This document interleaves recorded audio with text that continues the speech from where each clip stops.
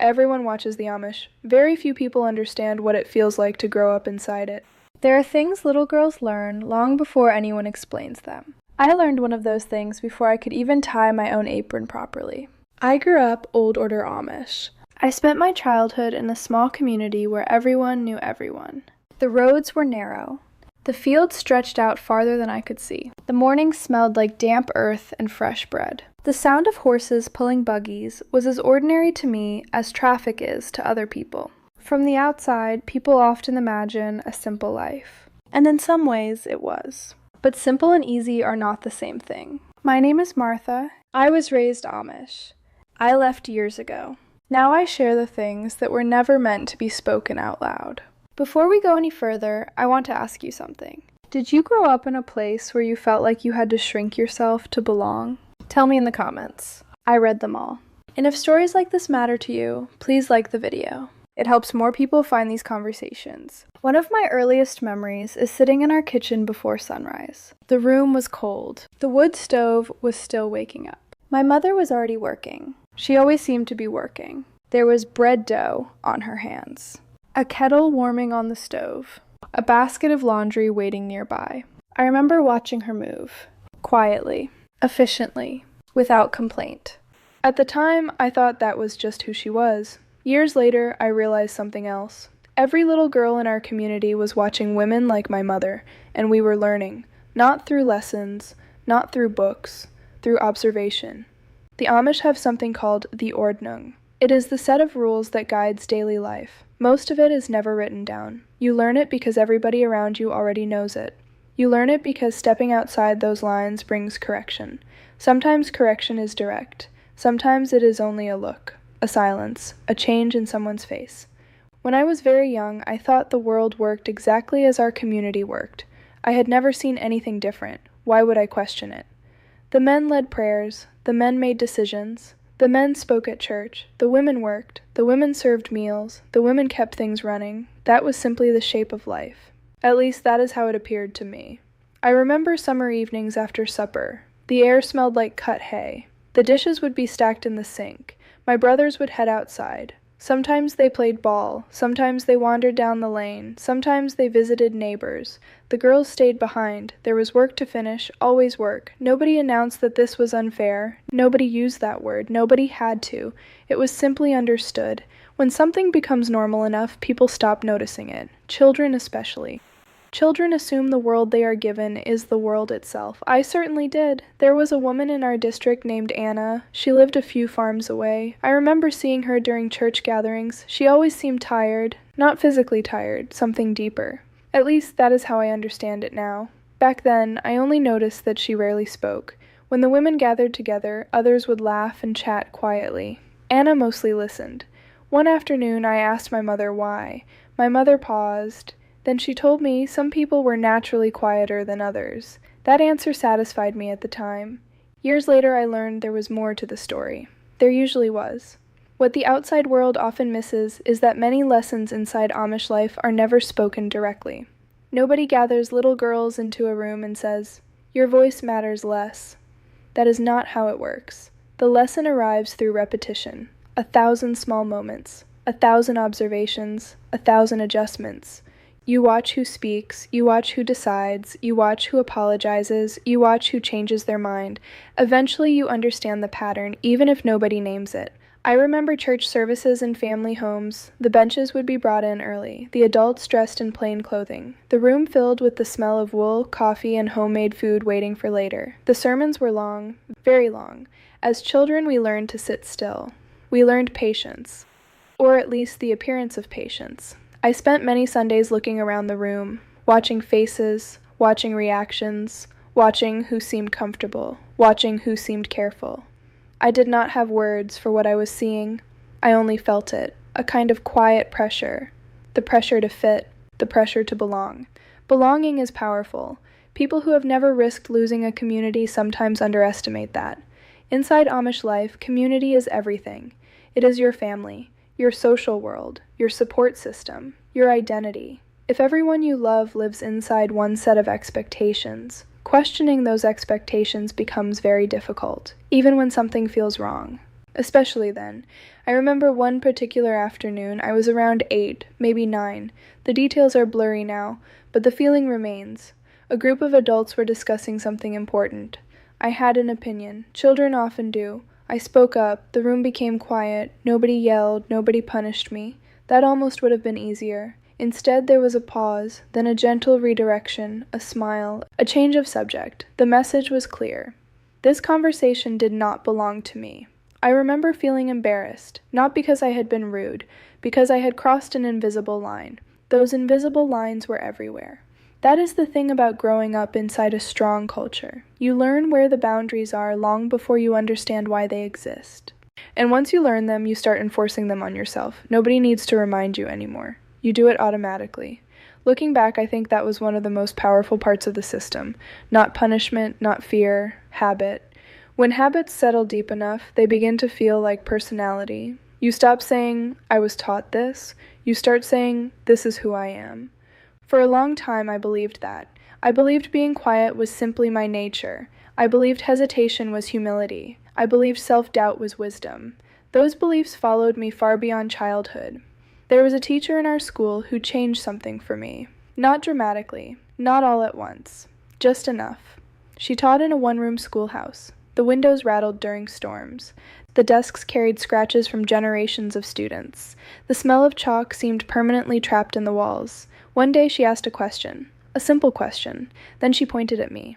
What do you think? I froze, not because I lacked an answer, because I was surprised anyone wanted one. I still remember that feeling, the confusion, the hesitation, the strange spark underneath both. She waited, patiently, not rescuing me, not moving on, waiting.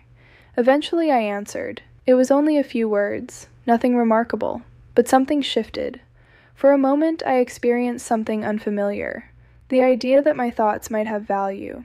Not because they agreed with someone else, because they were mine. That feeling stayed with me, quietly, like a seed hidden underground. Years passed, life continued, the chores continued, the expectations continued, the lessons continued, but that small question remained. What do you think? At the time, I did not realize how dangerous that question could become. Not dangerous to other people, dangerous to a system that depends on unquestioned acceptance. Once a person starts asking what they think, other questions often follow. Questions about fairness, questions about authority, questions about identity, questions about freedom. I was still years away from leaving, years away from understanding what my life would become. But looking back now, I can see the beginning. Not a dramatic rebellion, not a sudden awakening, just a quiet crack, a tiny opening, the first place where light found its way through. And that crack would eventually change everything. I did not know it then. At 9 years old, I still believed my future had already been decided. Most Amish children do. You grow up surrounded by examples. The girls become women, the women become wives and mothers. The pattern repeats. It has repeated for generations. As a child, that can feel comforting. Everything seems certain. The road appears already mapped out. Nobody asks you what kind of life you want, because everyone assumes the answer is the same. I remember helping my mother hang laundry behind our house. The sheets moved in the wind like white sails. The clothespins left marks on my fingers. The sun was warm. The air smelled of grass and livestock. Those moments were peaceful. I want to be honest about that. When people hear stories like mine, they sometimes expect me to describe every part of Amish life as miserable. That would not be true. Some of my happiest memories happened there. I loved gathering eggs before breakfast. I loved riding in the buggy during snowstorms. I loved hearing my grandfather tell stories by lantern light. I loved knowing every neighbor for miles around. Those things were real. The kindness was real. The community was real. That is what makes everything so complicated, because a place can give you something beautiful and still take something from you. Both things can be true. For many years, I could not hold those truths at the same time. I thought I had to choose. Either the community was completely good, or it was completely bad. Life rarely works that way. As I grew older, I began noticing things I had ignored before, not because anyone pointed them out, because I was paying attention. I watched conversations more carefully. I watched who made decisions. I watched whose opinions carried weight. I watched who apologized, and who rarely needed to. Sometimes the differences were small, small enough that outsiders might never notice. But when you live inside something every day, patterns become visible. I remember sitting at church one Sunday. The men sat on one side, the women on the other. That arrangement was normal. It had always been normal. Yet for some reason, I found myself staring across the room, watching, thinking. I remember wondering why certain roles always belonged to one group and not the other. The thought arrived quietly. Then it frightened me, because questioning something so ordinary felt wrong.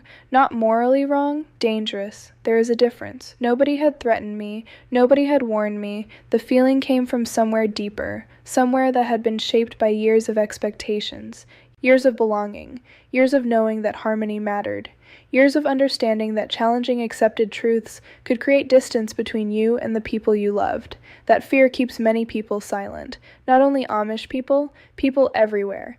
I understand that now. At the time, I only knew I felt guilty for asking questions. Questions became harder to ignore as I got older.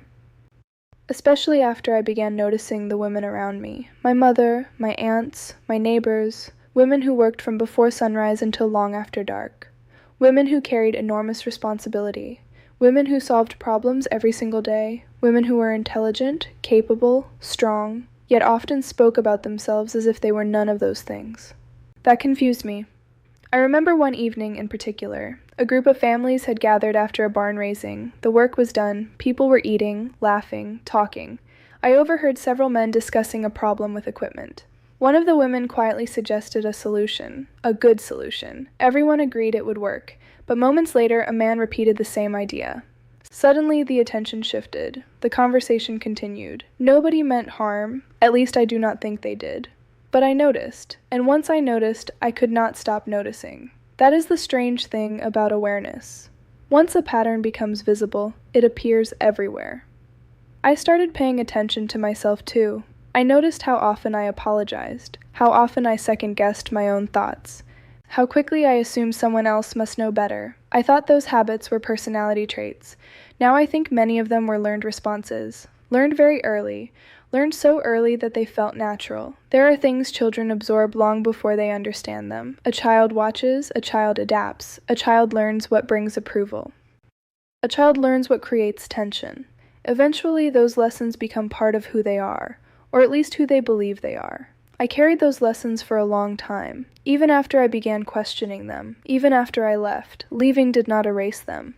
Many people imagine departure as a clean break, one day inside, one day outside. That was not my experience. The physical leaving happened much faster than the emotional leaving. The emotional part took years. Maybe it is still happening. When I first entered the outside world, I expected freedom to feel simple. I expected relief. Instead, I often felt confused. There were choices everywhere, small choices, large choices, choices I had never been asked to make. At first, that freedom felt overwhelming. I remember standing in a grocery store staring at shelves. So many options, so many brands, so many decisions. Something as ordinary as choosing a product could leave me frozen, because I had spent my entire life in a world where most choices had already been made for me. People do not talk enough about that part. Freedom sounds wonderful, and it is, but freedom also requires practice, especially if you were never allowed to exercise it. During those years, I spent a lot of time reflecting, a lot of time reading, a lot of time sitting with uncomfortable questions. Questions about faith, questions about identity, questions about family, questions about belonging. Some answers came quickly, others never did. There are still things I struggle to understand. There are still memories that hurt. There are still parts of my childhood I miss. The smell of fresh bread, the sound of horses on gravel roads, the feeling of community during difficult times. I miss those things. I probably always will. Missing them does not mean I want my old life back. It simply means those memories are part of me. They always will be. One of the hardest lessons I learned after leaving was this: loving people does not require agreeing with everything they believe. For a long time, I thought it did. I thought disagreement automatically meant rejection. That was how I had been taught to understand the world. Now I see things differently. I can love my family. I can love parts of where I came from, and I can still speak honestly about the things that harmed me. Those truths can exist together. That realization changed my life, because honesty became possible. Not perfect honesty. I am still learning, but more honesty than before. And that brings me back to the little girl sitting at the supper table. The little girl who learned to watch before she spoke. The little girl who learned which thoughts were welcome and which were not. The little girl who believed silence was the safest place to live. I think about her often. I feel tenderness for her now. She was not weak. She was adapting. She was surviving the world she had been given. Most children do exactly that. They learn the rules. They learn the language. They learn what keeps them connected. The tragedy is not that children adapt. The tragedy is when they are never given room to discover who they are beyond those adaptations. That is what I was searching for when I left. Not rebellion, not conflict, not even freedom at first. I was searching for myself. The self that existed underneath all the expectations. The self underneath the fear. The self underneath the silence. Finding that person took longer than I expected. Maybe a lifetime would not be enough. But every year I get a little closer. Every year I trust my own voice a little more. And every year I understand something I could not understand as a child. A person is not selfish for wanting to be heard. A person is not prideful for having thoughts of their own. A person is not wrong for noticing when something hurts. Those lessons took me far longer to learn than they should have, but I learned them. And that is why I tell these stories. Not because I hate where I came from. I do not. I tell them because silence protected the system, and honesty finally protected me. If something in this story stayed with you, leave me a comment. I would like to hear your experience. Maybe your story looks nothing like mine. Maybe it looks more similar than you expected. Either way, thank you for listening. This is my story. Like, share, and subscribe if you want to hear more real Amish experiences no one else is telling.